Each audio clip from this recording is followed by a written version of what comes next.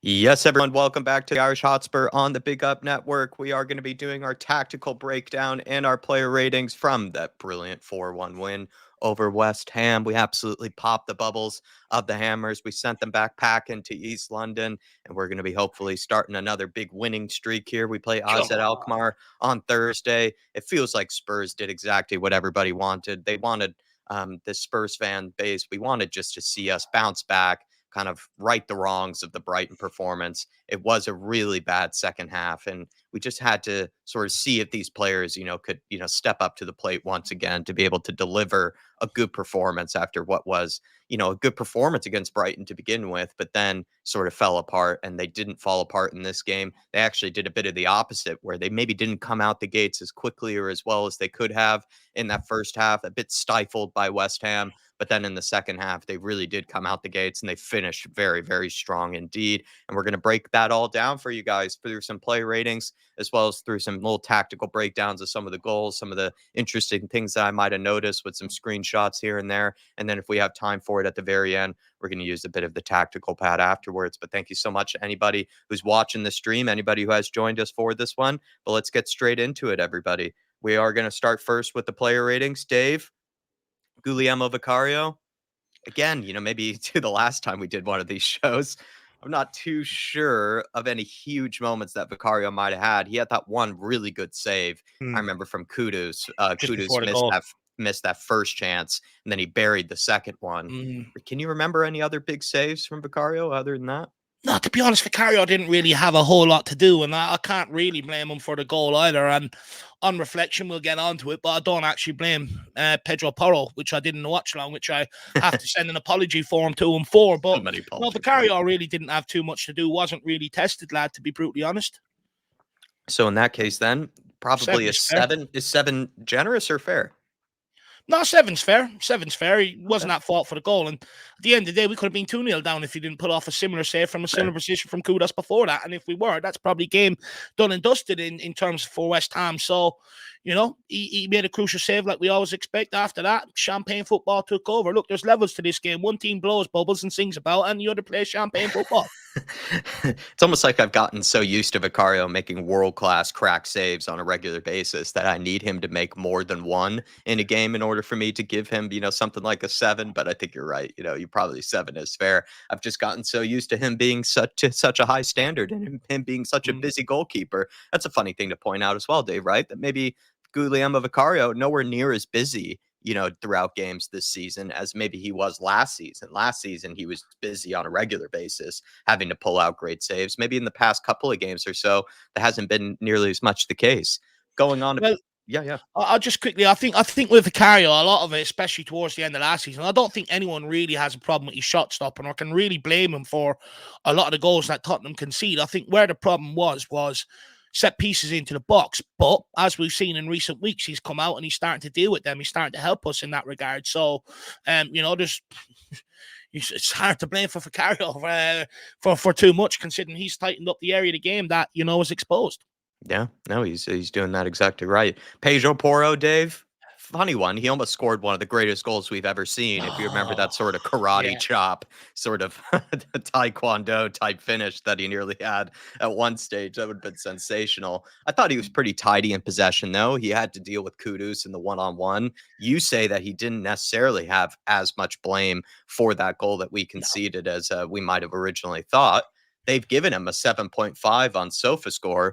Probably around a 7 or a 6. I mean, what would you give Pedro Porro? It's a tough one because he didn't have maybe the most influential game going forward, but we always seem to hold him to a higher standard because he doesn't usually put much of a foot wrong. He's kind of in that weird bracket. No, he doesn't. I think there was a period in the first half where he sort of struggled to get grips at Kudus, but I mean, the whole of Tottenham struggled to get grips at Kudus in the first opening 20-25 minutes or so. One thing about Pedro Porro, though, going forward, I've noticed we tend to keep him in and around the edge of the area when we're going forward, just as that sort of goal threat from outside the area, rather than actually push him on to make crosses and that. But when it comes to that goal, originally I blamed him. I was like, how's he letting Kudus go? Because he did let him go for the first opportunity that he had moments before that. But on reflection, Porro actually done the right thing coming in to cover the guy running across the 6-yard box. It was actually the midfield, and when I'm sure we'll bring it up. Yeah. but Kulusevski, Madison, and Brennan Johnson were Yeah, all caught ball watching and failed to pick up guys. So I'll exactly. have to send an apology form to Pedro Porro on that one. Please forgive me, Pedrito. Oh, we need to get Dave a secretary at this stage. He's handling so many apology forms, both coming in and going out. You know, it's like a ship station at the moment with Dave. Just all these sort of apology forms. He's turning into a human fax machine.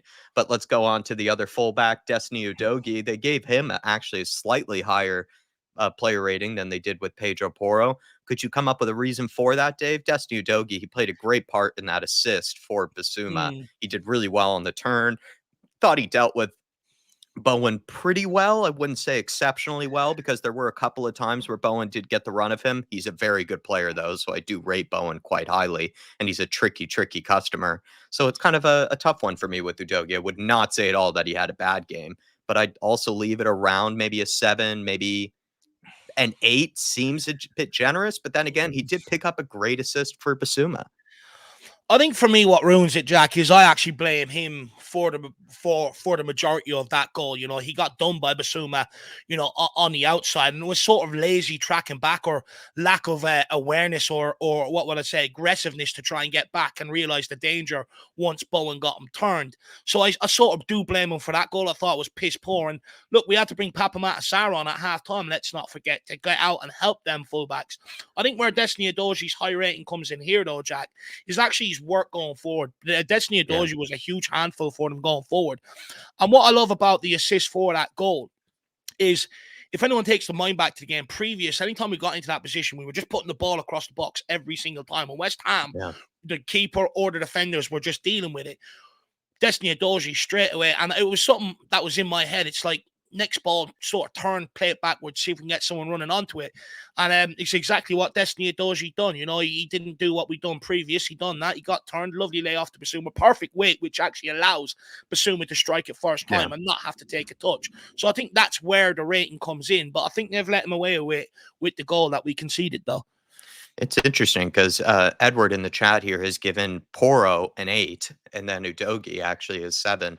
And he's saying 7, apart from the goal he gave away, he did the same at Brighton. Yeah, he didn't really deal too well, I remember, with kind of the goal that we ended up conceding because he didn't win the second header, kind of got spun a little bit by Bowen, and then also did maybe not as great of an effort as he could have in letting in that cross across the 6-yard box. And then he said with Pedro Porro, he was an 8, very solid, created a lot of chances and had some chances himself to score. And I think that's pretty fair. And I think he did a better job of keeping Kudus quiet than he did in the case of Bowen with Destiny Udogie. But like I said, very tricky customers, Mohamed Kudus and Jared Bowen. So for the most part, they did pretty well, I would say, pretty well.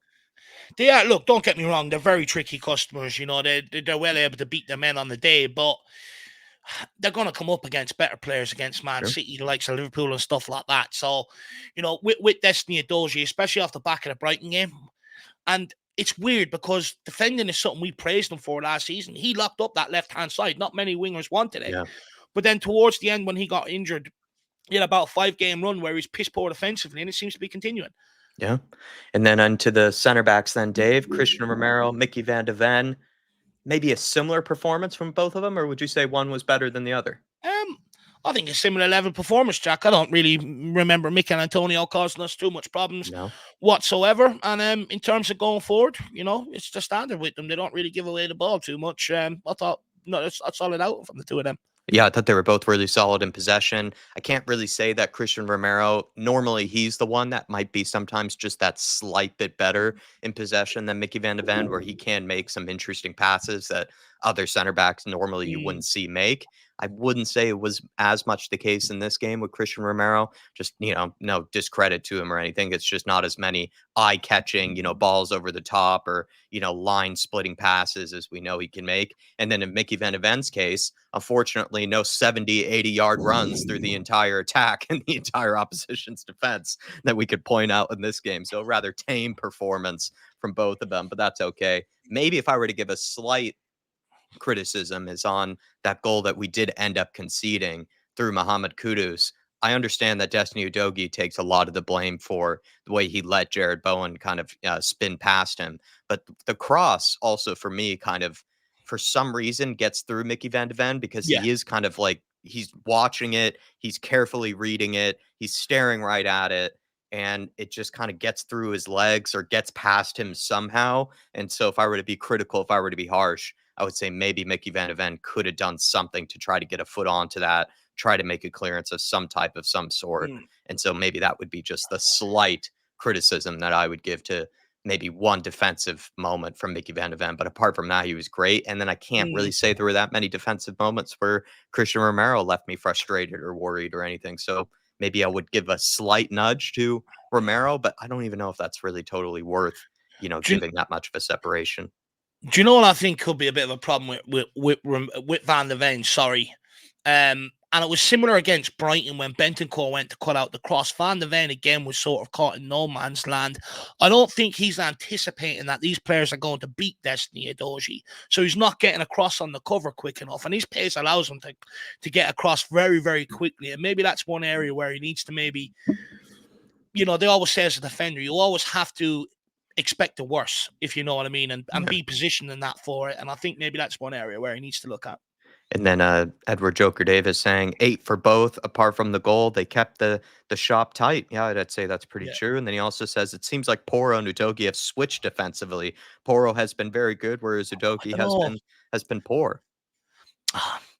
I think there are games this season, like Matoma, Brighton. Yeah, he Porro struggled again. couldn't get near him all game, and I hear a lot of people coming out. Porro was grand that game. It's like, I don't know. I think you need to go back and look at the game. He couldn't get close to Matoma at all. I do think this year, I think both fullbacks could be defending a bit better for sure. Interesting. That's something maybe we could think about for a future panel show or something like that tomorrow. Dejan Kulusevski, Dave just gets, maybe it's Basuma since he is the deeper player, scored the goal. I thought he didn't have maybe the best 15, 20 minutes to begin with. Like, I remember a couple of loose touches. There was a few times, too, where he could have made more of a, let's say, a daring pass, more of a pass to really get us forward, went for the safer option, which is totally fine.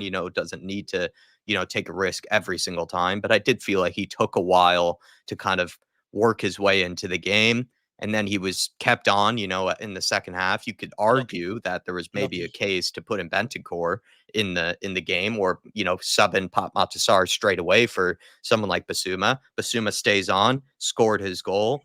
Actually, probably had a pretty good second half for the most part. I thought he marshaled the opposition midfield pretty well. Thought he did something pretty similar to Bentancur, where he just was that good anchor type midfielder to work off of for Romero as well as Mickey Van de Ven. But yeah, for me, Dave, I thought maybe an underwhelming first half, not necessarily a poor first half, just a bit underwhelming from him. And then the second half was a lot better.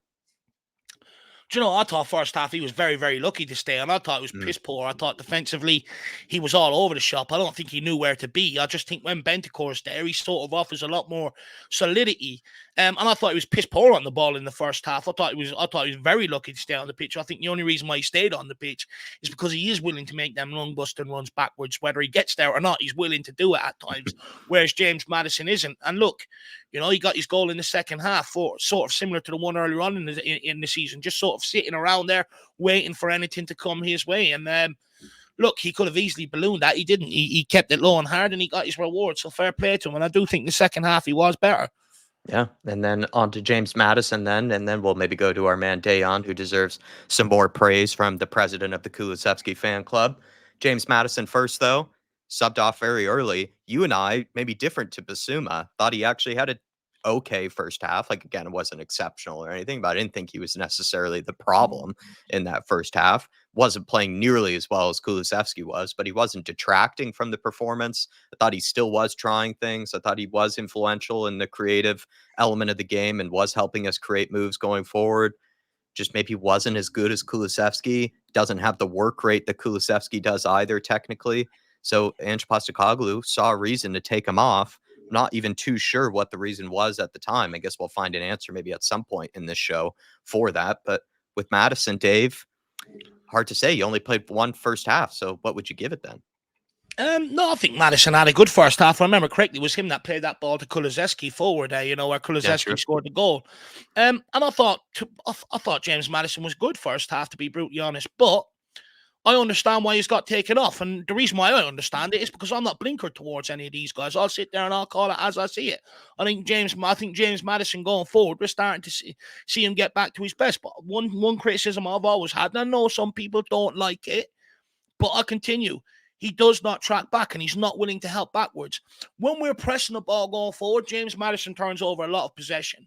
But when the ball's going the other way, he doesn't. And ultimately, that's why he took off. And he was took off because he's shown that against Brighton, the previous week before that. When the game got tough, we seen him throw out lazy legs and not willing to make challenges. So what we needed at half-time was to stem the flow of Kudus and Bowen. That's why we brought in Papa Matasar to go 2 CDMs, get out there, cover the fullbacks, help them out, neutralise West Ham threat, which means the game is only going one way after that. And that's exactly how the second half panned out. And I said it on the watch long, James Madison has been taken off for what he won't do on the football pitch. And when you look at someone like Dejan Kulusevski, who is 5-6 years younger than the guy, and he'll do both facets of the game. He goes forward, and right now he's having a lot more impact going forward than James Madison, but he's always willing to track back and help out. And if you remember back to the first half, how much ball in the midfield did Dejan Kulusevski turn over in the first 15 to 20 minutes for Tottenham? I think at least 3 or 4 times I remember him in the middle of the park cleaning up. So that's why James Madison was taken off, and he can sit on the bench and sulk all he wants. And at the end of the day, where we are at Tottenham Hotspur right now, there's no player, bar Son, who you would give an excuse to for not doing both sides of the game, because they don't have that reputation. They're not that deadly going forward. So he has to muck in, and until he realizes that, he's going to continue to find himself, being brought in and out of games, and he's going to continue to find himself left out in the English squad. I think the next question we have to maybe ask when it comes to James Madison, because last season he was taken off a lot of times as well, is Postecoglou having James Madison? I'm not quite so sure.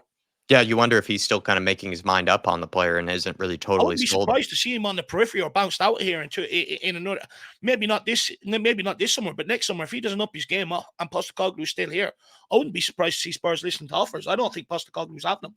Well, this was also part of the reason why you and I were so big on the Eze transfer rumor, right? Because he could have offered really good competition for some of the winger positions. But then also, if Madison, let's say, picked up another injury or his levels were dropping off, you and I felt like he could have also seamlessly fit into the central areas as well. And imagine even a combination of both Eze and Kulusevski. It's almost like you need a parental warning, watching those two play together in midfield. They're just that tidy, just that lovely to watch, and such tight, lovely feet as well, playing in midfield. And yeah, you're right. Maybe Madison isn't being totally preferred to by Ange Postecoglou at the moment. Looks like Edward is saying, at least on Madison, I think he said pretty much a 6. He said very good going forward, but didn't have the legs in order to get back and help out the fullbacks in the game.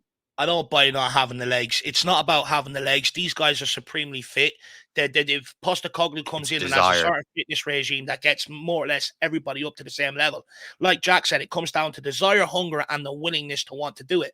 Unfortunately, James Madison, because of his time at Leicester and the reputation he garnered, he in his head, he comes with a reputation where he, from the old school, where it's like, I'm that good going forward. I don't need to work back defensively. I'm going to save all my energy for when we're in possession. But he doesn't affect games the way Son does. So he's not entitled to do that at Tottenham. It's a bigger club. You have to work both ways. Well, also, though, if you then were to compare that to someone like Dominic Solanke, who came from a club like Bournemouth, right? Exactly. Maybe he had to be humbled a little bit, kind of learn the hard way. Like when you play for a club like that, you do have to work your tail off out of possession. You can't be that guy that's sort of slacking off here and there. Well, he comes with a point to prove, though, right? Did Madison come with a point to prove? I don't think so, Jack. Yeah, maybe he came. James Madison came. Everyone was like, he walked straight into the team. He's that good. Yeah, Whereas Solanke, there was a lot of questions about him from myself. So he comes with a point to prove, and that's why we're seeing what we see from Solanke compared to Madison, I feel. So in your head, yeah, Madison came with a reputation that was came with a reputation that was well liked by a lot of England fans as well as just fans in general of the Premier League. Whereas Solanke maybe more of a reputation of question marks, a reputation of doubt, a reputation of, is he actually good enough? So he had to work his tail off in order to prove himself. But it's good that he already had that in his game, right? That he knew that he does know how to work hard. Whereas in James Madison's case, maybe you're pointing out that he doesn't necessarily know how to work hard because he's never had to do that as much, playing for a Leicester team. So he's finding that out now. No, 100%. And the thing is with Dom Solanke, if I'm seeing my striker drop back into centre midfield at times to help, then there's no excuse for James Madison not to drop back and help defensively as well. No excuse whatsoever. And Edward Joker Davis saying 6 for Basuma, poor in the first half. Second half improved a lot, but still not enough for me to rise No. it to a 7. I think we can agree with Edward there. Good to see Ellie in the house as well. Thanks, Big up, Ellie. Ellie. She's saying, I loved when Udogi stood in front and blocked Antonio. That collision was two beefy fellas, and Udogi didn't flinch. To be fair, Udogi did have a brilliant save off of the line. Maybe we could give him a bit more credit Fair, for that. actually.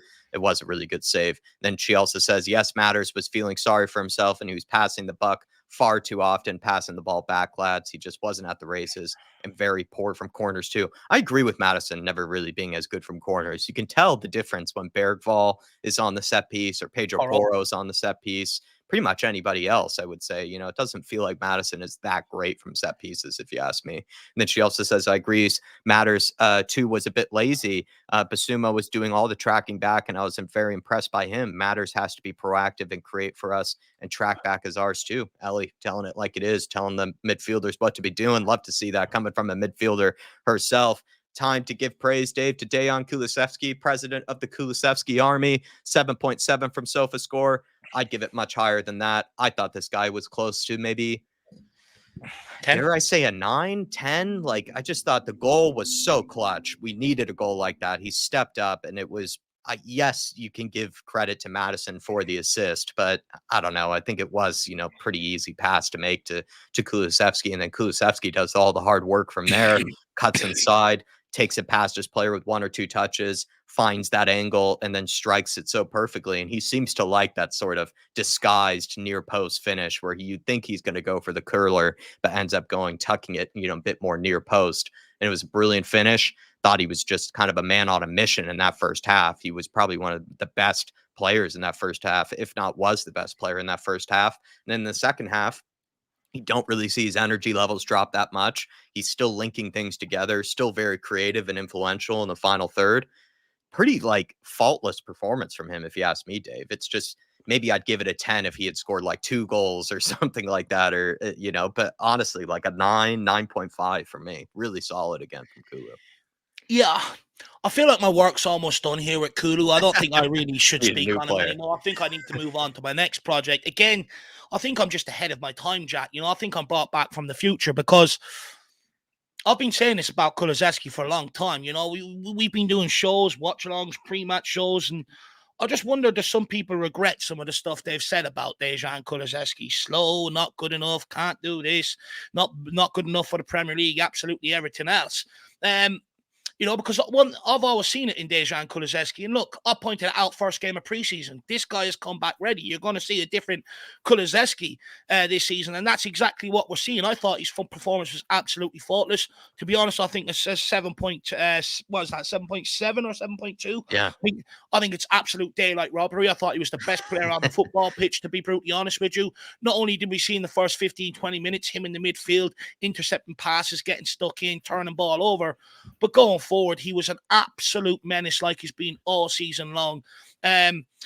Look, Big Decky, what can I say about him, Jack? He's been absolutely class, and he was class against West Ham. He absolutely destroyed him. I think music to your ears, Jack, in his interview, he said, now I need to add more goals to my game, which is something that you've been saying about him for some time. So, the recognition is there. And moving him into the middle, absolute masterstroke, and long may it continue from Dejan Kulusevski. But look, I feel like that's the last you're going to hear me say on him. I'm retiring now. I'm moving on to the next guy that the fan base is picking on that I think is going to be the next big thing. I tend to get a lot of these right, is what I would say. Don't mean to toot my own horn, but I do. Oh, I love that you've almost gotten bored now, of I'm bored of it. Everyone's coming onto the train late. I spoke about this 6-7 months ago. I'm on to the next thing. Yeah, no, it's as if, the moment that the rush hour, reaches, 5, 6 o'clock on the Kulusevski train, Dave is hopping off the train, saying, you know what, guys, this is my stop. I'll leave you here. You guys ride this out. I'll go find a new train. It was the same with Paratici. I was told I was wrong on that. Now everyone sits there and praise the nucleus of this squad that he's put together. The same with, Tottenham don't need a striker last summer. Well, that one aged well because 3 months into the season, everyone's screaming, we need a striker. And it's like, I'm bored. I'm on to the next subject now. Edward, anything that you can add to Kulusevski before we move on to this forward line and then some of the breakdown of the tactics? Nah, Gulu was the best player on the pitch. I don't know how he got a 7.2. He easily should be Probably. man of the match in a 9 easily. A 9 easily. He was controlled at midfield. He popped up anywhere, everywhere. Like he popped up on near Paul, popped up near Destiny Udogie. He popped up everywhere on that pitch to help out defensively and to going forward. He was everywhere on that pitch, and for me, he has jumped above Madison when you're talking about who's our number 10. I feel like he's now the number 10 Ange will look to actually go out and make those make effort into the game to create, to do stuff with the game. And you saw that in the game. He subbed Madison off and kept Kulu and Bissouma on and bring Papa Matasar on because Kulu does the dirty work. He gets back and he helps defensively. He helps going forward. He drives the ball up the field, which Madison can't do. Kulusevski Kulusevski is the best, has I think the most progressive runs in Europe and most ball carries by any midfield. So he's definitely doing what we want from him, and long may he continue. He's definitely easily going to be the next 100 million selling if he actually do end up selling this guy. No, that's very, very good point on the progressive carries and probably the take-ons. I bet he is absolutely just destroying everybody else in Europe in that department. Yeah, Dave, you're about to come in. One more thing before I retire, Jack, is I think Kulusevski is a lot more direct when he gets the ball going forward. I think James Madison likes to sort of have a few touches first, and I think that's the difference that you're seeing. All right. Well, let's move this on now into the forward line here. Brennan Johnson, I might take this one, and then if someone happens to disagree or wants to add something, they certainly can.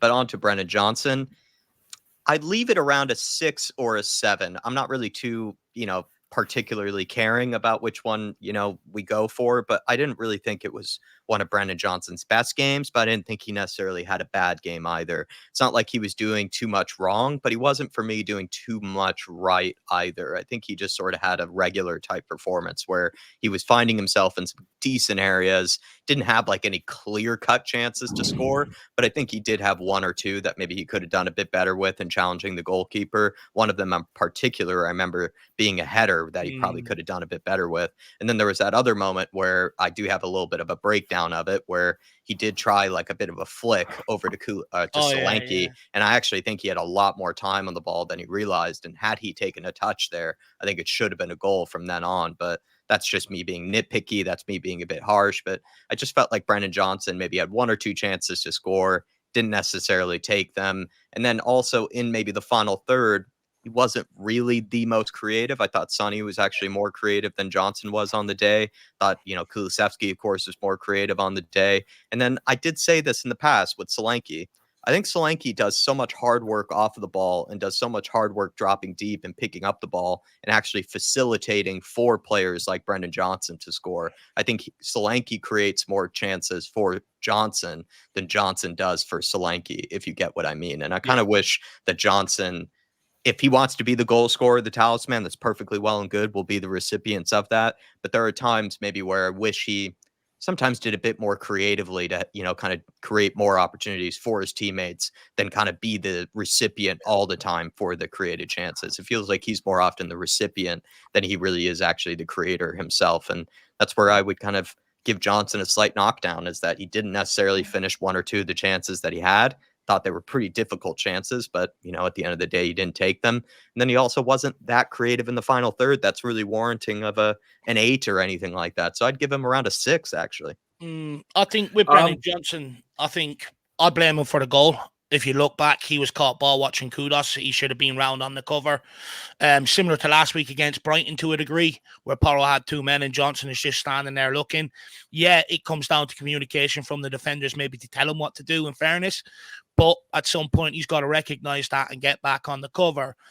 But like you pointed out, Jack, going forward, if he doesn't score goals, it comes back to what I highlighted it as well. What does he create apart from scoring goals? Right now, he was on a good run of form because people lay the ball, like Kulusevski lays the ball on for him, lays good chances on for him, and he's been ruthless in front of goal. Fair play.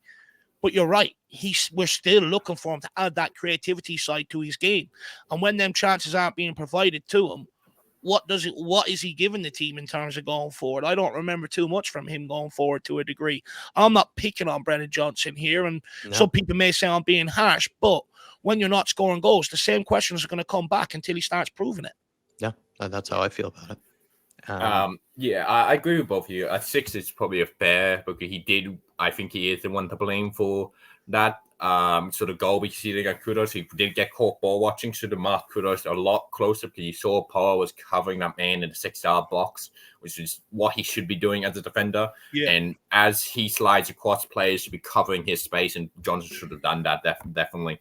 And you saw that it ended up in the goal, and there's nothing Paul could have done in that situation. But Johnson, I feel like he was a bit unfortunate that game. Of course, all the chances he got were hard chances to put away. And you were saying he should be try and create some more chances for us. I do agree he should, but you might not agree with this, Dave, but I feel like he's still, whether through you're young, I know you said people his age are doing a lot better, people younger are doing this. But I do agree with that. But he's a young player, and even at forwards, he wasn't the sort of type to create chances. He is only 22, 23, I think, soon.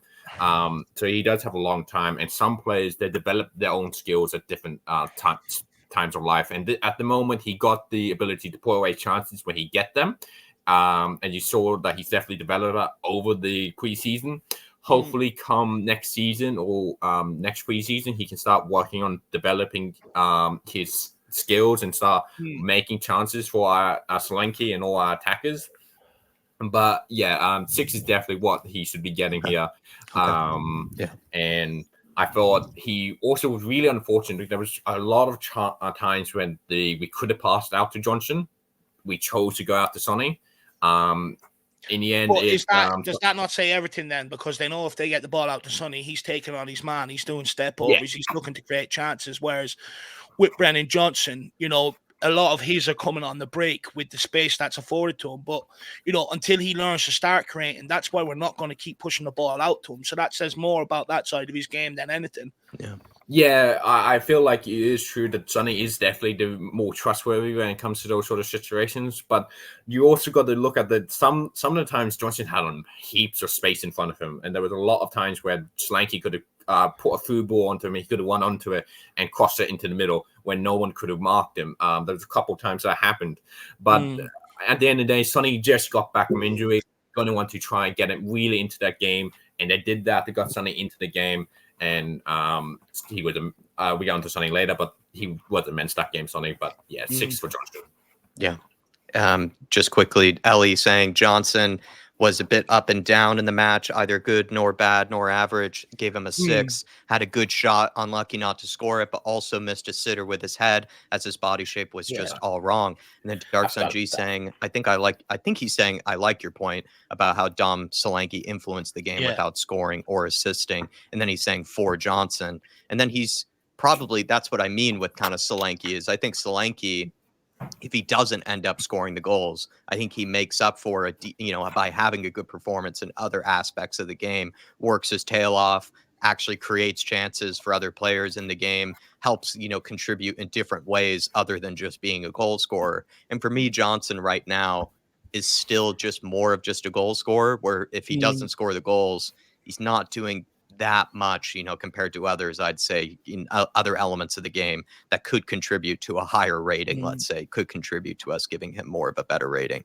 It's not like I said, he detracted from the performance at all, but he didn't do other things, that could have given him a 7 or an 8 or something like that, at least in my book with Johnson there. On to Solanke then. I'd actually also leave it. I'd leave it around a 6, Dave, because I think, again, really solid performance, kind of like with Johnson, didn't really detract, didn't really hurt us.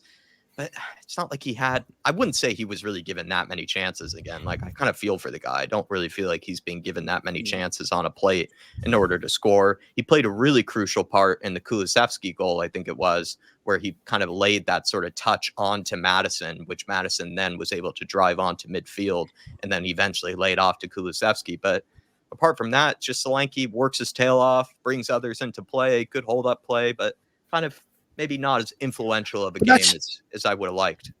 But that's a huge part of a striker's game. If you can't do that, what's the point of you playing in the Premier League? You have to be able to do that as well as goal scorer. And I agree with you. I think with Solanke, he's not being provided the chances. You know, what do you want the guy to do? You know, he's playing up against. He's holding 2 to 3 centre backs when he's playing up there a lot of the times. Plus, usually a deep midfielder screening in front of him a lot of the time. So he's got a really difficult job. But I think he does it with aplomb. He's very physical. And I like that because that's one thing Harry Kane was. Use his body very well to not allow the players to get near the ball when it came into him, which then actually frees him the space to sort of lean off them, create that half a yard or two and bring others into play. And that's what he does very, very well. I think the only thing we're missing is that we're not putting chances on a plate for him, and I do think that some of that responsibility comes from that right-hand side. Pedro Porro has a crossing ability. He can hit a midget stick from 60 yards, and he's not putting much into the box in terms of Dom Solanke, which I find a bit strange, because when Richarlison was up front, how many times did we see that link up from Porro to Richarlison? Brennan Johnson, you know, he can't always have the chances created for him. He has to help create for others. But look, I think when you're playing as well as Solanke in terms of your all-round game, I do think the goals will follow personally. Yeah. And also, I think one thing that doesn't get highlighted is when we do play into Solanke, he brings players in towards him. When he gets turned, he's actually opened up all that space for Son and Johnson, where them balls are being played in behind that people are seeing, and that doesn't get talked about enough. If he's not willing to do that work and he just sits there on the last line not willing to do that, then that doesn't create the big holes for Son and Johnson to be able to run into and others to play into. And I actually think that scores a bit of a robbery, to be brutally honest. So me giving him a 6, you think is being harsh, Dave?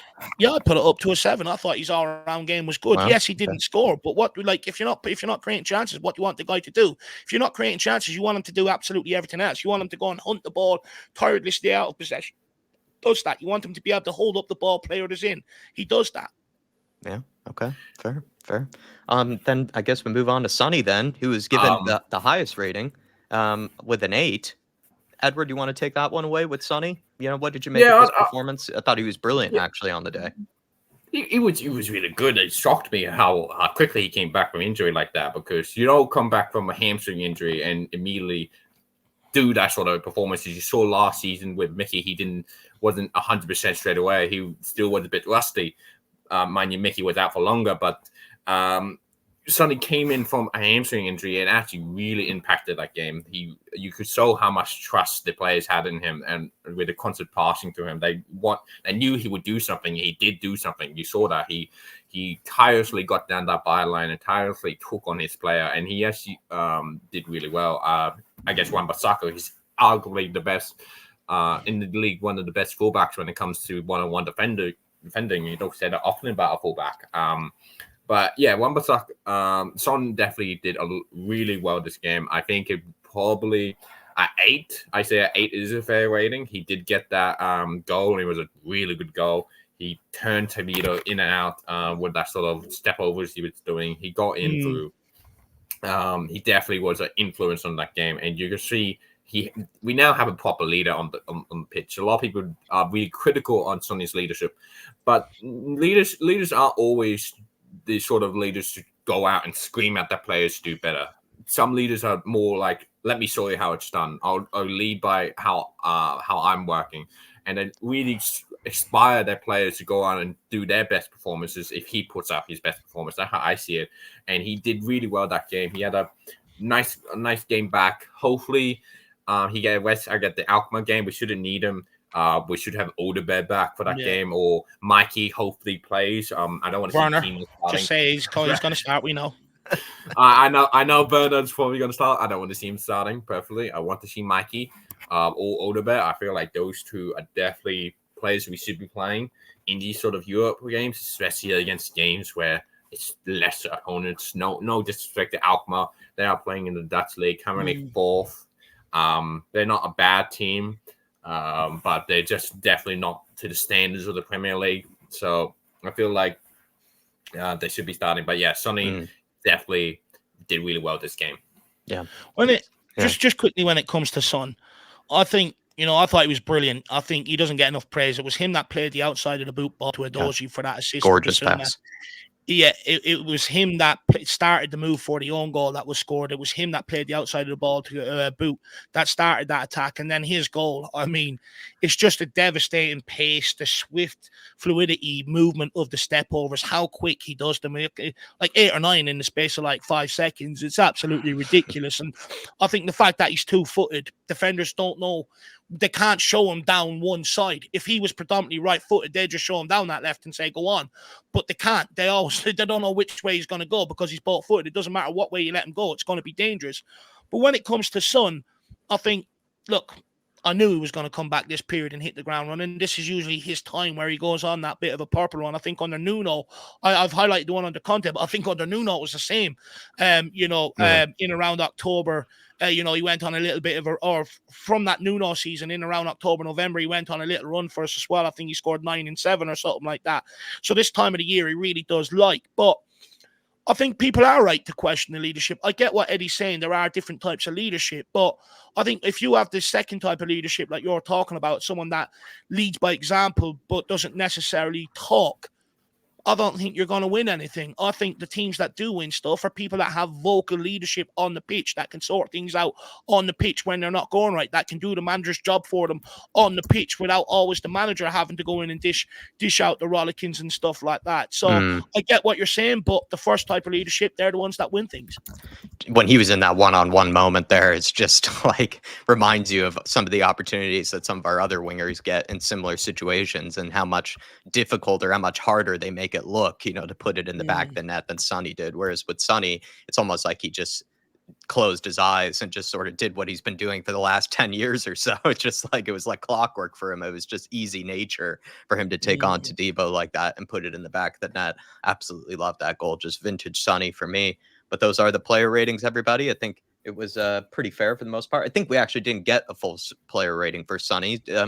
I'd say an 8 is pretty 9. accurate. You would go as far as a 9, Dave. I'll go as a 9. I think he did, in terms of going forward. I pointed out, 3 or 4 where he sort of sparked the attacks or had a big involvement in the goals. All right. Edward, would you disagree with that? 9 for you? Well, I said an 8, but a 9, I can see a 9. I was debating whether I'd go 8 or 9. I thought just for 8 because he did spark a lot of attacks, but he didn't offer anything going backwards. He didn't really help Udogie out much that game. Of course, you can say, he's shouldn't have to. We have the midfield to do that, but as a winger, you do have to track back and help with the defensive work. But he didn't do that, so that's why I would stay with the 8. Do you know what on that, Eddie? I do agree with you that ideally you want every player tracking back, but I've sort of come over the last week or so. I've sort of come to the realization when we have required Son to muck in and start tracking back, he becomes very jaded very quickly. I think at his age now, I think that's partly why James Madison come off. I think Madison has been tasked with getting back down that side and helping out, and he's sort of shirking responsibility, which then exposes Son a little bit. But I think at Son's age, I think he's at that age now where you just leave him to have his energy when he's on the ball going forward. Unfortunately, I think that's why Madison has to do the tracking back. He may say it's unfair, but Son's the king. You're not. Yeah, and one's a far more proven player at Tottenham Hotspur, and I even thought about that. I thought about that the other day, though, that like how managers often they do have to make a sacrifice here and there for a brilliant player, because you do need every now and again in your side. You need that one world-class player that can pull, something out of their bag or just pull something out of their pocket that no one else can. And I think Sonny is definitely more that player than really pretty much anyone else is in this team. And so as the manager, sometimes you need to make these little accommodations, little adjustments for them. And I did think about that the other day, actually. It's funny that it's actually come up in this stream here, because it's something that's been on the back of my mind. And just quickly, we're not saying it because, because we just feel like, he should not be allowed to do it. It's because he's 32 years of age. That's why we're saying it. But he's a lot older. This whole team that he's slowing down, he's lost the yard of pace. Going forward, I don't see that. But when you make him start tracking back for periods of the game and all, that's where you're going to see the less devastating sort of Son going forward. So I think it's the right move by Postecoglou personally. And plus, Son's earned that at Tottenham Hotspur. He's earned that right. No one else has. he kept up with Mickey for that Everton goal. But he kept up with Mickey on the ball, and that, for me, that's incredible for a 32-year-old to be running that fast. Still, it's incredible. And the basic for me, whenever you talk about a world-class player, and I very rarely call people world-class players, but I really need to see them do game in, game out, do a really good performance. And Sonny is a world-class player. He's sort of for many years now. For me, what stigmatizes a world-class player is their ability to adapt to their age. They're able to adapt their game to their age at world-class players. You see with Lionel Messi, older he got, the more he started conserving his energy. The more less you saw him running around the pitch to try to get the ball. You saw in the last World Cup, Messi walked for most of it, but when he got the ball, he was gone. He was gone off in a flash. And you see that with Son now. He really conserves his energy for when he gets the ball and when he's close and when he needs to go forward and press the attack. You really see that with Sonny. He doesn't unnecessarily use his speed to slow himself down, because if he did that, he can't last 90 minutes. And we need Sonny for really big games to last 90 minutes. Completely agree.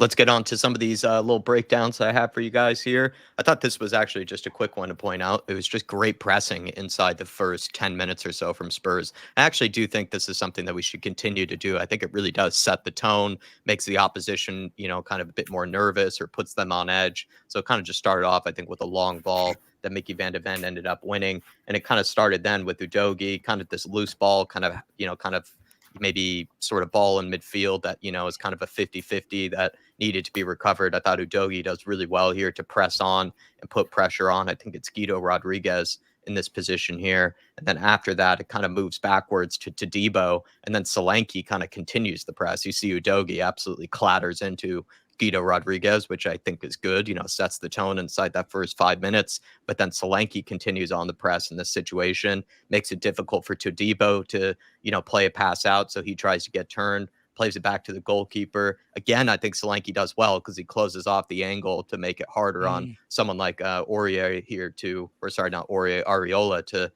play it to Debo. So Areola is forced to go long, I think, in this situation. Brennan Johnson, fair play to him as well, is there to put pressure on the center back if need be. But in this situation, I said this to you earlier, Dave, from that really good pressing that we just saw there in that little sequence, we actually created a really good chance here because Areola plays it, deep to try to find Emerson. It's not really the best sort of placed pass. And so Pedro Porro was able to cushion this header down to Brennan Johnson. And you do look at the space that Johnson's in here. Yeah. He has Kulusevski. He has Solanke as well, who's practically just in front of the goal here. It reaches Brennan Johnson. I think he had time to take a touch here in this scenario and actually try to bring it down. Instead, he went for kind of like a back heel flick, which if you pull it off, fair play, because then you actually save even more time, give yourself even more of a chance to score. But if you don't get it right, I think the chance actually got broken down here. So it's just something that I kind of wanted to give a bit of praise for, and then maybe also kind of a slight bit of criticism to Johnson, because I think initially, right, starts off really well from really good pressing from Udogie, really good pressing from Solanke, leads to a good chance created for Spurs. And I just don't think Johnson does too well with it here because eventually it leads to him having to take which was a good effort, don't get me wrong, but it led to that sort of ridiculous moment where he had to hit it on the half volley and go for an absolute worldie of a finish. But it could have been a much easier goal for me. But it just kind of goes two ways for me where, yes, it's a wasted chance by Johnson, but also I'd say it's really good pressing just from the team in general inside that first 10 minutes. And if we can continue that, then I think, we can start games off in the right sort of manner for me. It's just something kind of small I wanted to point out. I think the biggest thing on that, just quickly, Jack, is that it's coordinated. When your press is not coordinated and one or two people slack off, that's where you get caught. But if everyone goes together like they're being told to do, like they're being asked to, that's when it really works and puts people under pressure. And, that fair play to everybody. They're at it. Yeah, no, and you can see everybody's in good positions there, including Johnson, to begin with, actually, on the press. This was one of those chances that Kudus did miss, though. It did start off, actually, with some decent build-up play from West Ham out from the back, and then eventually they hit a long ball, I think, out to Kudus, and then Kudus eventually gets it over to Jared Bowen. He's one-on-one with Mickey van de Ven here. Udogie also kind of gets maybe a bit lost, kind of letting him inside. He's able to take it past Udogie, Madison, and Mickey van de Ven, and whip in a pretty good cross in this situation. So that's kind of what I meant earlier with the player rating with Mickey Van de Ven, maybe 1 or 2 times where he could have done a bit better in trying to block the cross, maybe that Jared Bowen had put into the box here. It gets past pretty much everyone. Kudus is able to get onto it, and it just leads to a really good chance and a really good save from Vicario. But it's just something that maybe we point out that maybe Mickey Van de Ven as well as Udogie a couple of times maybe this season, they've been kind of caught out by the winger, either just letting in a cross too easily, maybe getting done on the one-on-one maybe a bit too easily here, but just something I want to point out as well on one of the missed opportunities from Kudus. Just go back to the image where it presents the chance. I think it's right here. Yeah, and maybe a bit onwards. Here. Right here? Yeah. So 2 things here. No, not that one. The next one. Sorry. Yeah. So 2 things here. One, Romero is standing there in no man's land. I get that he's sort of come across to cover Mickey Van de Ven space, but that's where either he or Porro needs to shout at Brennan Johnson to come in and mark Kudus, or they need to recognize the danger and Romero needs to move across with Porro moving out to the fullback. It comes down to simple communication, just like I highlighted against Brighton. And it's not good enough there, and they could have easily presented that. And that was exactly a warning chance for exactly the goal that came West Ham's way just moments later, and it's something that they need to work on when they're getting dragged over that side of the pitch. It's a recurring theme. Yeah, you can see that Paul had come across to cover Romero's man. Romero got to do better to lead the line here. He's a vice captain. He's part of the leadership group. He should be patrolling the defensive line quite solidly. He isn't. For this, Romero should be covering who Pedro's covering. He should be shouting at Pedro to get back and cover Kudus. It shouldn't be presented like that. Romero is very poor from leadership here from Romero. He should be controlling that sort of back line. And Paul, I guess you can say that he does the right thing here. He comes in and covers that man in the just before the 6-yard box, the most immediate danger. But you could also say he should be recognizing that Kudus is the one open. He should be immediately getting back and shouting at Johnson or Kulu to come cover Kudus. You can always do that, but I feel like the blame lies with both Paulo and Romero for not enough communication, and they need to really work on that, because Romero can't be leaving Antonio unmarked like that and forcing Paulo to come over and mark Antonio. And it's happened a couple of times this season where Romero has come across too far and the striker has been left unmarked, so Paul has to slip in and cover the striker. The thing is, I actually think Romero initially makes the right move to come and cover the space that Van de Ven has sort of vacated because he come across. But the only problem I have with it is that's where he needs to become vocal. He needs to pull others then into position. You know, it's something that great defenders have done, you know, for as long as they've played the game. The communication is absolutely key. You know, and if he's going to make that move and he's going to pull Porro across, someone has to be screaming at the midfielder or Johnson to get on the cover. And this is probably another example, though, of how chances like this that we can see, are these necessarily tactical, systemic issues of the system of Ange Postecoglou? I wouldn't say so. It's more individual kind of errors in communication. Exactly right. Fair play to Vicario, though, making a crack save, though, in this scenario, considering that this is right in front of him, and he's somehow able to stay strong, stay confident, and be able to pull off a save there. Let's go on to Kudus's goal, which is just very similar to the chance that we were just breaking down here. It starts off with Spurs putting on good pressure here. James Madison trying to, put pressure. I think it was on Souček in this situation. They're able to actually play out. They go for a big long ball because they were put under pressure. Pedro Porro lets the ball bounce with Kudus, which is never really something you should try to do as defender, because when that happens, it can be a bit more difficult on you to actually try to win the ball back after that. So the ball bounces. Kudus is able to recover it. I will say Romero doesn't do too well here in this scenario because Kudus holds it up. And then Emerson, as you can see on the left there, beyond Kudus, is making an overlapping run. And Pedro Porro, like I said, maybe made an initial mistake to let the ball bounce. But in this position, you already are in kind of a difficult situation where you have to put pressure on the man on the ball, but you also have someone making this overlapping run beyond you. And I feel like Christian Romero could do a bit of a better job to try to recognize this, because he is making the run here, Emerson. Kudus tries to play the ball to Emerson, but just can't really find the angle or doesn't really trust himself to do it. He plays it backwards to that guy, Guido Rodriguez, who then plays a first-time pass over the top to Emerson making that run there. And I think Christian Romero maybe this whole time could have maybe thought about trying to close down that run, or at least see that he could maybe leave his position a bit more vacant to then try to recover this. He eventually does, but I just think maybe he could have tried to block out that pass to begin with.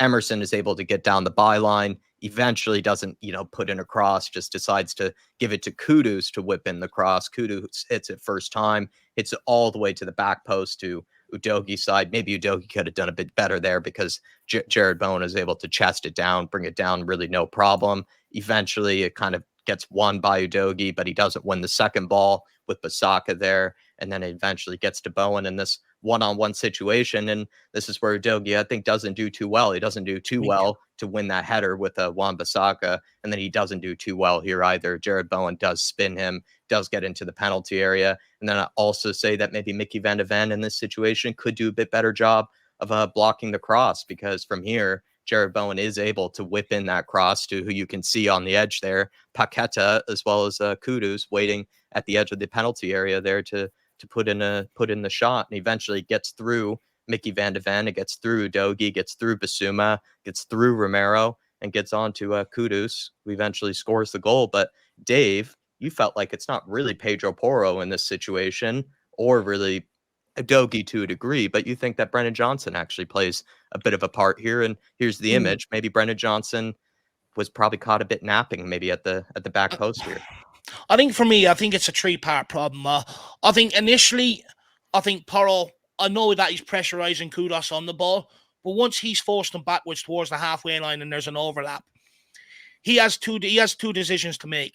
Either continue to press Kudus backwards or follow the danger that's gone in behind him. And I think at that point, he needs to realize his work with Kudus is done, pass it on to a midfielder and go with the runner. I think that's what he needs to do there personally. Okay. I think then when the ball gets out to Udogie's side, I think he had 2 bites at clearing it and he failed.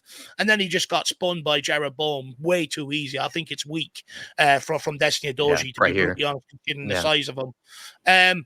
Van de Ven probably could have come out with a bit more intensity across to cut out that cross, but like I said earlier on, I don't think he was anticipating Destiny Udogie being spun like that. And then as you can see there in the last image, I'm more blaming Kulusevski and Johnson for this one. I think, yes, Porro's probably right to come across on the cover again, but again, you can't come on the cover and just leave someone there and not scream or communicate at someone to also tuck in and help you. Communication is a huge part of the game, especially your defensive structure. That's, if you have that communication, that's where you start to generally sort of keep your clean sheets, because everybody's at it. When he makes that move to go and cover, he has to be screaming for Brennan Johnson. And look, ideally you want Brennan Johnson to see that himself and just naturally go on the cover.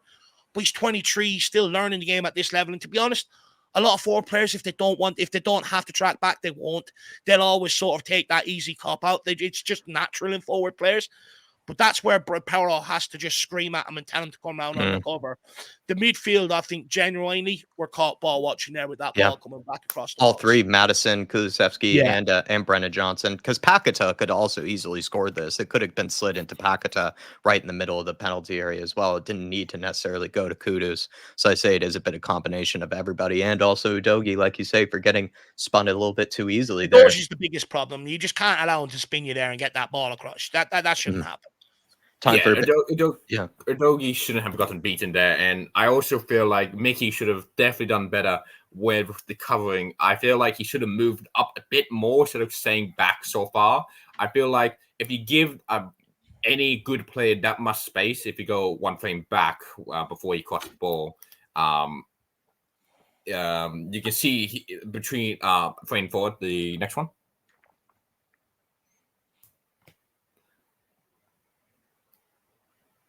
Sorry, these are the 2. So the one after that. Yes, that one. Next one. No, go again, Jack. The other way. Yeah, the other way again. Oh, again. Thanks, Zach. Yeah. You can see here that Udogie has been beaten, and Mickey should identify that Udogie has been beaten. And he can't put in a leg here, because if he does, it's an easy penalty.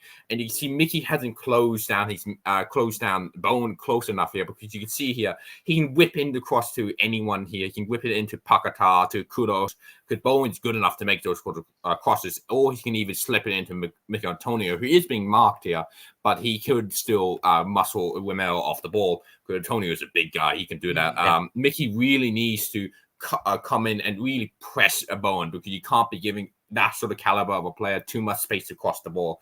For all my life, I don't know if it's an Australian thing, but the way I was taught to play football is you press your man, you really press them where they're going to pass. If you step back and let them play, you're giving them so much space to pass out. If you press and actually get right in front of their face and right near the ball, they won't have any space to pass, and they'll have to go back. And Mickey doesn't do good enough here for me personally. I feel like he should move up a bit more to try and minimize what Bowen can do here. He could, if he move up a bit more, his only sort of option is going to Antonio, try and slip down the byline even further, or going out for a corner. And he really needs to do better trying limiting the number of passes he has here. So kind of a collective error, it feels like, in a lot of parts in this goal here. On to Kulusevski's goal, his equalizer, which was in fact a great one, and I think is actually one of the better ones to break down, because I think some of the other ones are a bit easier to simplify actually. But this one I think is kind of a fun one, because again, it starts from really good work rate and really good pressing from Spurs. Initially, it comes from I think a set piece here where Areola just decides to get it pumped long, gets it launched, and it goes out over to the wing here. And Kulusevski and both Brennan Johnson put on good pressure on the ball in this scenario, especially Kulusevski, who actually puts good pressure on Paquetá, eventually kind of is able to get a toe onto it, leaves it for kind of a loose ball into the midfield, which can be recovered. And I think Solanke does a really good job in this part, because again, kind of maybe what Dave was talking about, coordinated pressing, kind of being in tune with each other, making sure that if someone else puts pressure on the ball, that you're there to put pressure on after it. Because I think for me, it starts with Brennan Johnson and Kulusevski here, but then Solanke reacts really well to the loose ball here, because it's a 50-50 between him and Souček. He gets onto it, and he actually megs Souček with this touch here that gets onto James Madison. And then that leads to James Madison, right, having completely open field to run up the pitch here and eventually get it onto Kulusevski. Where's the referee marking him? But for me, Dave, I think this whole move actually does start from Kulusevski, Brennan Johnson, really good pressing there. And then also Solanke being on his toes, being ready to win that second ball, win that loose ball in midfield, that 50-50 with Souček. Does really well to actually meg Souček in this scenario. And then James Madison, it's actually pretty straightforward from here for James Madison. Just carry it up the pitch and get it out wide to Kulusevski. Sonny's actually being pretty closely marked here, so maybe that was a harder pass than I thought to play. So he probably there's 2-on-1 there, isn't there? When you look at Sonny, when you look at Johnson and Kulu, it's the 2-on-1 the other side. So it's the obvious pass to make for me.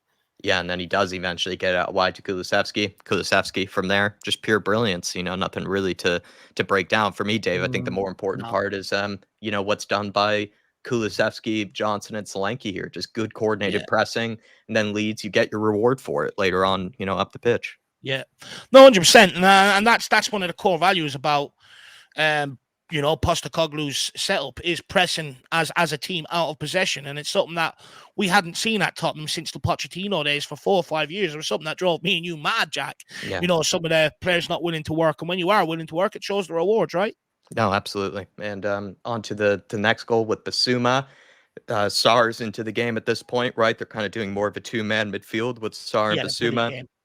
And I think maybe the important part of this goal is actually the positioning of both Udogie as well as Son. I know a lot of people have criticized the inverted fullbacks, right? A lot of people don't like the inverted fullbacks, but you could say in this situation, it's the whole reason why we created this goal. Sonny is dragging the attention of Wan-Bissaka as well as Jared Bowen, right? He's pulling them out wide.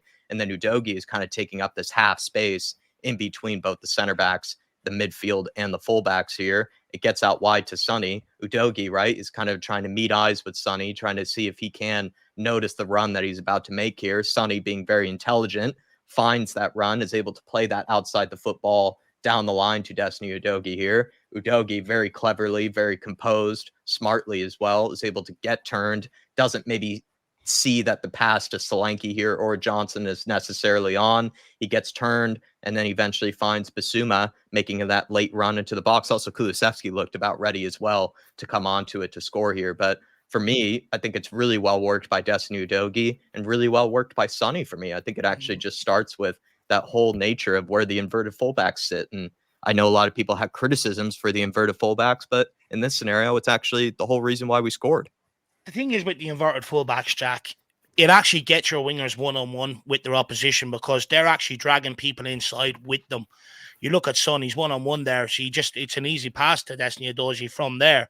If you had him playing as a fullback making overlapping runs, you know, you're bringing players with you towards Son, which is where you don't want players to go towards Son. You want him to be isolated out there. So that's why when Madison plays, when Udogie plays, and they occupy people on the inside, it actually gives Son that room to work in, to create that opportunity. It's the same with Johnson on the other side to a large degree. And I think that's the biggest thing maybe to note from that.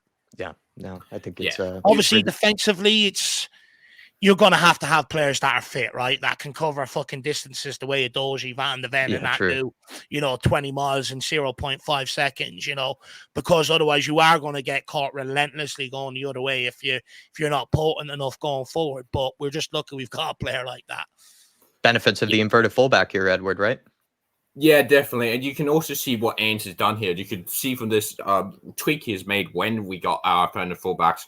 You see that Paul at the bottom right of the screen isn't as far up as he used to would have been. He's sitting back just a bit, waiting for that ball to really get into a dangerous area to make that run.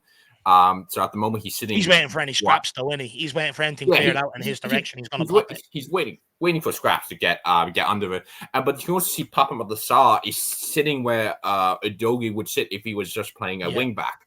He's sitting where he is. He's replacing that spot, as we have said. And he's done that. He did it with Madison. Madison was doing the same thing a couple of times this season. He is fitted into where Udogie should be when he's making those sort of runs into the boxes. So we do actually have cover when a fullback's invert, and Ange did this to stop just the wings getting destroyed whenever they're on the counter, and it's worked out really well because I don't recall there being many breakaway goals while after we lost, not get a chance when the opposition then come on to score against us as we missed a chance. There hasn't been that many, I think, this season, if any.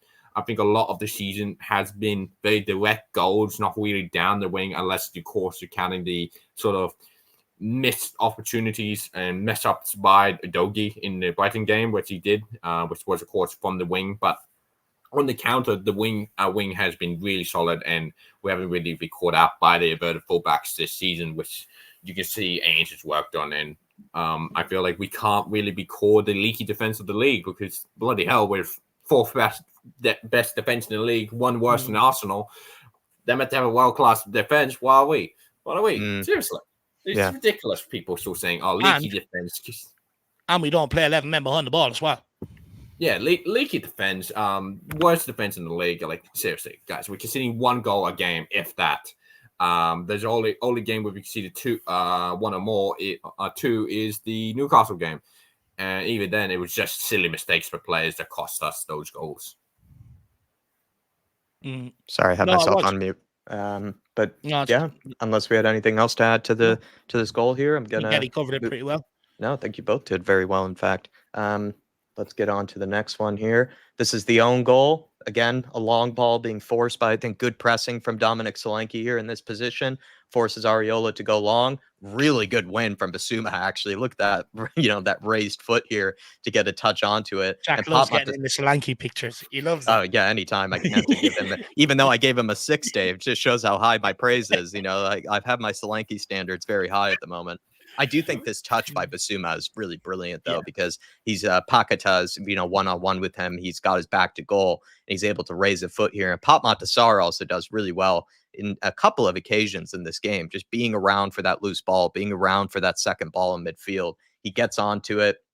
Him and Sonny, kind of both dropping deep to try to pick it up here. Sonny looking for it. Kulusevski's ready to receive it as well. I think Pop Matasar actually lets Sonny get onto this in this position. And then Sonny plays from this position here. Kulusevski, right, getting ready to make a run. Sonny plays a gorgeous outside the football. I thought this pass was absolutely perfect because he had maybe some different options, and he gets it out wide to Kulusevski. You see Solanke, you see Johnson, both kind of running in the middle. Johnson actually maybe sort of a bit offside here, where Solanke is onside. So it might have been hard for for Kulusevski to play them in, because I think if he did, then he would have been playing Johnson, and I think then it would have been caught offside. But they're both making a bit of the same run in this scenario. Kulusevski, I think, does really well actually to keep the composure, doesn't panic in this situation, waits for Sonny, who will, when you think about it, really busts his tail in order to get forward, because he starts here and then eventually makes his way up here. And then Kulusevski very cleverly plays that pass to Sonny and just goes in the back of the net. I mean, for me, I think it's actually just really good win by Bissouma. And I think from that win from Bissouma and from the pass from Sonny, I think that's where the goal comes from. So really well done from Bissouma, really well done from Sonny, and of course Kulusevski as well for having the composure. The biggest thing for me on this goal, and the only thing is, you know, sometimes you see players make a pass like that, stand there and admire it. Son doesn't do that. He follows it up and he gets his reward. No, very well said, actually. I didn't think about it that way. And then actually Sonny's goal here, again, really good pressure from Pop Matasar, I thought, because he's tracking down, I think it's Jared Bowen in this situation. He's, you know, trying to hunt him down here like a hyena, and he gets after him. He's able to win the ball in this scenario. And also, I think, too, Dave, you know, again, for more opportunities to praise Kulusevski, or sorry, not Kulusevski, even though you would want me to praise Kulusevski, praising Solanke in this scenario. Solanke drops deep to again help out the midfield to win the ball back. Pop Matasar putting pressure on, and then Solanke also putting pressure on the midfielder here to win the ball back for us. We do win the ball. Pop Matasar comes out with it, and he finds that perfect pass to Sonny. You can see him at the very edge of the screen there, Sonny, but he does have to thread through the whole midfield. Look in his own half as well. In his own half. Very good point. Souček is there. Guido Rodriguez is there. It's a great ball from Pop Matasar in this position. Sa does this a lot throughout the season. He did it a couple of times last season where he thread that perfect ball, perfect cross into the attack, and the attack is just off and about. And it's crazy because I don't think his passes get talked about enough. Pop Matasar's good legs, but he got a good pass on him. He's a really good pass. He's really solid midfielder. He's very underrated, I think, in the league. People don't talk about his passes enough or his involvement in the game. He's definitely a player that needs to be talked about more. I think Sar's problem is he has it in his locker, and I've said this about him.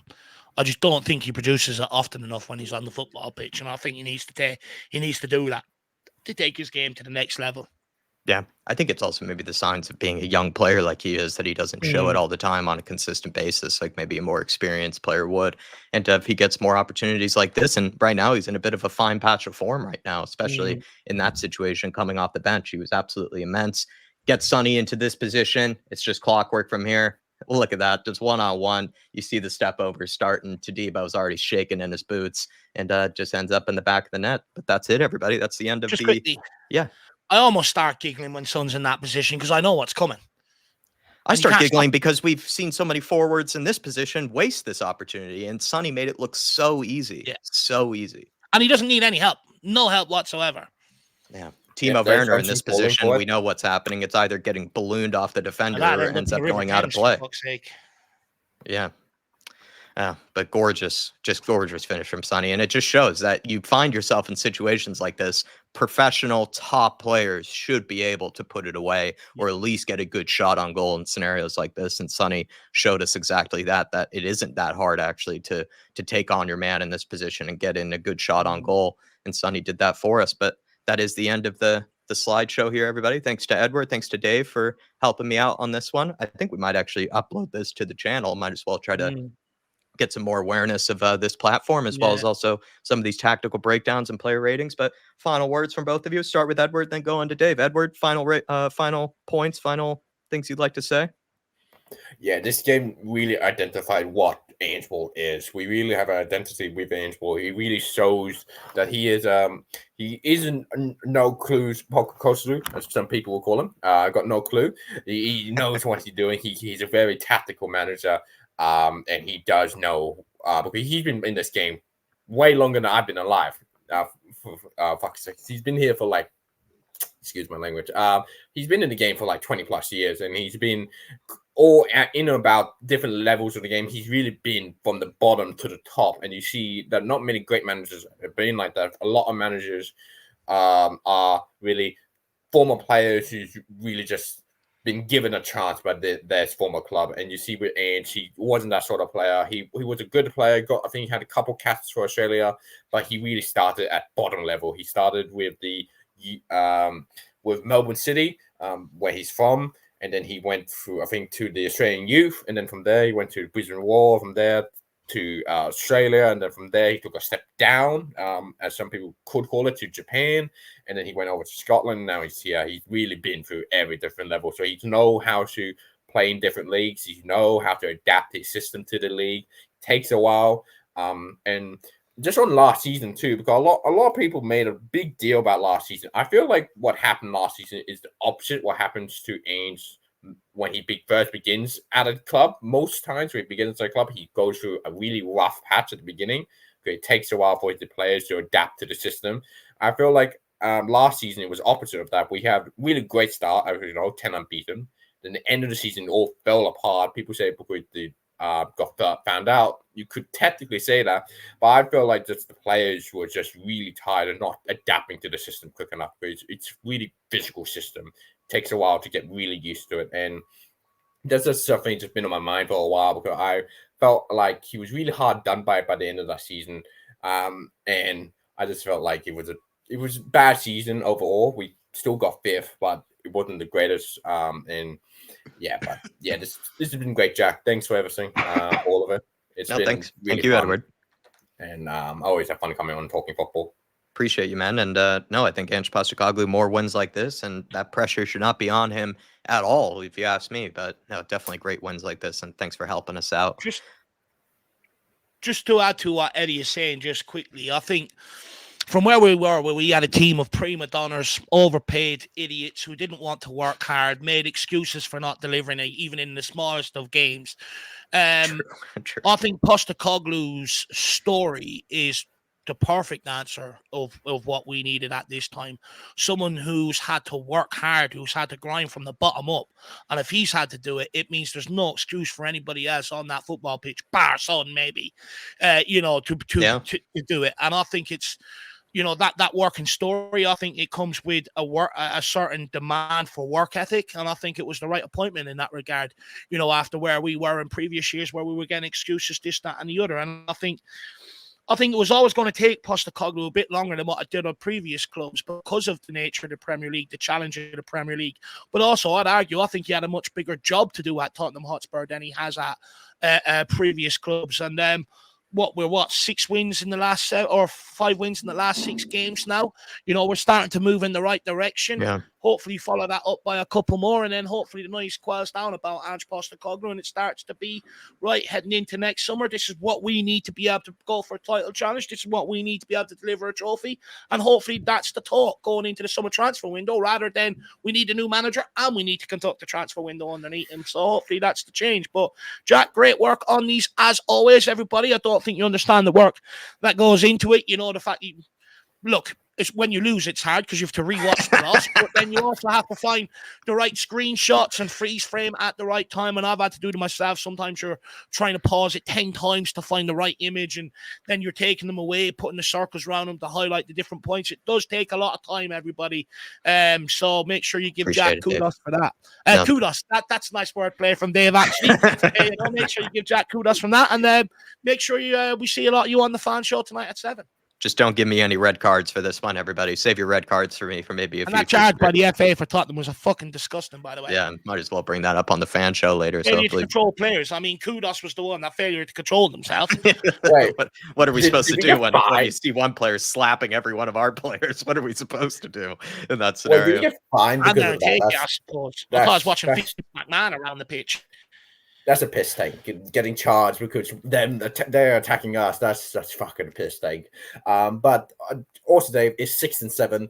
We've won every single game bar Brighton since Coventry. So it's 6 and 7. 6 and 7 just doesn't sound as sexy as 7 and 7 now, does it, Edward? Unfortunately, it just shows how bad that Brighton defeat was, because we wanted to stay in perfect winning form. But everybody, thank you so much. Really appreciate you. If you are watching this back as well, please join us over for these big up streams. Be very appreciative of that. I think these are fun, a good way to wrap up a game and then move on to the next one. I was at Alkmaar on Thursday, and then on Sunday, Crystal Palace, who are a struggling team. So we'll see how we'll end up faring against them. But we'll see you next time, everybody. Come on, you Spurs. In the big Ange we trust. We never stop. The mighty Ange we trust. Mighty Ange. See you.